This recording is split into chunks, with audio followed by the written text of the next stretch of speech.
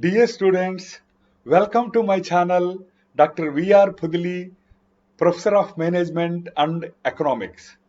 In this video, I am dealing with meaning of demand, determinants of demand, law of demand, exceptions to law of demand. In the first part of the video, I will be dealing with meaning of demand. Dear students, demand refers to the quantity of the commodity that a consumer is willing to buy at a particular price at a particular point of time. Demand means desire of the consumer backed up by willingness to purchase and ability to pay for the commodity. Demand may come from individual, household, and from market. If the demand come from individual, it is called individual demand. If the demand comes from household, it is called household demand. And if the demand comes from group of individuals or all individuals or households, then it is called market demand. In the second part of my video, I will be dealing with determinants of demand. The factors which influence the demand are called determinants of demand. For explaining determinants of demand, I am using a figure which you can observe now. Dear students, in this figure, I had explained different determinants of demand. Different determinants of demand can be divided into three categories. First category, general determinants. Second category, specific determinants related to luxury goods. Third category, specific determinants related to market. Under general determinants, we consider 1. Price of the commodity, 2. Income of the consumer, 3. Price of related goods, 4. Taste and preferences of the consumers, 5. Advertisement expenditure. Under specific determinants related to luxury goods, we consider 1. Expectations of future prices, expectations of future incomes. Under specific determinants related to market, we consider 1. Population and 2.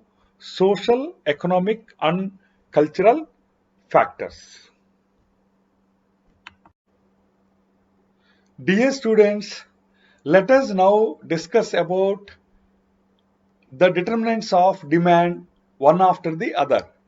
The first determinant is price of the commodity. There is an inverse relationship between price of the commodity and quantity demanded of the commodity. At higher prices, lower quantities will be demanded, and at lower prices, higher quantities will be demanded. The second determinant is income of the consumer. There is direct relationship between income of the consumer and quantity demanded of the commodity. If income increases, the quantity demanded of the commodity increases. If the income of the consumer decreases, the quantity demanded of the commodity decreases. The third determinant is price of related goods. Two goods are said to be related goods. If price of a good influences the quantity demanded of another good, then these two goods are said to be related goods. Related goods are two types. 1. Substitute goods. Example for substitute goods are coffee and tea. 2. Complementary goods. Example for complementary goods are cup and saucer, diesel and automobile. In case of substitutes, there is a direct relationship between price of commodity X and quantity demanded of commodity Y. That means if the price of commodity X increases, the quantity demanded of commodity Y also increases. In case of complementary goods, there is an inverse relationship between price of X commodity and quantity demanded of Y commodity. That means if price of X commodity decreases, the quantity demanded of Y commodity increases. Similarly, if the price of one commodity increases, quantity demanded of another commodity decreases. The fourth determinant is taste and preferences of the consumers. If the taste and preferences of the consumers are in favor of one good, then the quantity demanded of that good increases. If taste and preferences are in against to one good, then the demand for that good decreases. The fifth determinant is advertisement expenditure. If there is an increase in advertisement expenditure, the quantity demanded of the commodity increases. If there is a decrease in advertisement expenditure, the quantity demanded of the commodity decreases. The next determinant is expectations of price increases. When a consumer expects a rise in price in future, he buys more even at higher prices. The next determinant is expectations of future incomes. If consumer expects future income to be increased, he will buy more of the commodity. That means quantity demanded will be increased. If he expects less income in future, he will consume less of the commodity now. That means his quantity demanded will be decreased.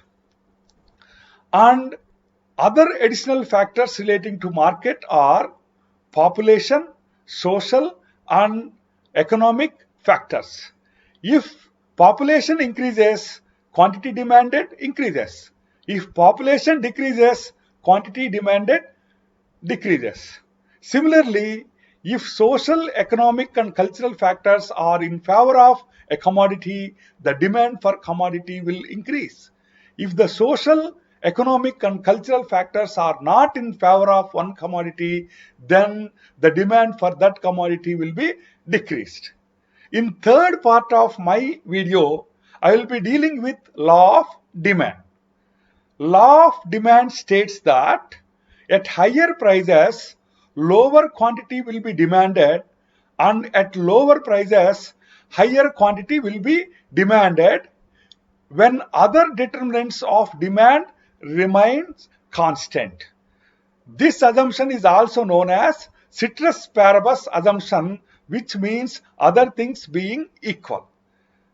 In other words, if you consider the relationship between price and quantity demanded of a commodity, keeping other determinants constant, at higher prices, lower quantities will be demanded. At lower prices, higher quantities will be demanded. I had given a figure now which will be useful for you for understanding law of demand. You can observe now. Dear students, in this diagram, I had explained law of demand. On x-axis, we had taken demand. On y-axis, we had taken price. We can observe that demand curve is downward sloping from left to right. We can also observe that when the price is OP1, the quantity demanded is OQ1. We can observe that when price has decreased from OP1 to OP2, the quantity demanded of the commodity increased from OQ1 to OQ2. We can observe that at lower prices, higher quantity is demanded, and at higher prices, lower quantity is demanded.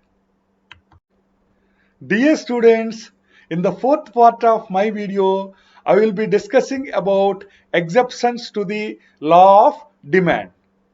Law of demand states that if price increases, quantity demanded decreases. If price decreases, the quantity demanded increases, other things remaining the same. There are certain cases in which law of demand will not hold good. The first case is given goods. In case of given goods, law of demand will not hold good. Given good is an inferior good. So when the price decreases, the demand for this good decreases. This is explained by giving an example of wheat and mutton. Giffen observed that when the price of wheat decreases, people decreased their consumption of wheat and started spending more on mutton. So he observed that law of demand is not holding good in case of given goods. Law of demand will not hold good in case of goods which are used as prestigious symbols.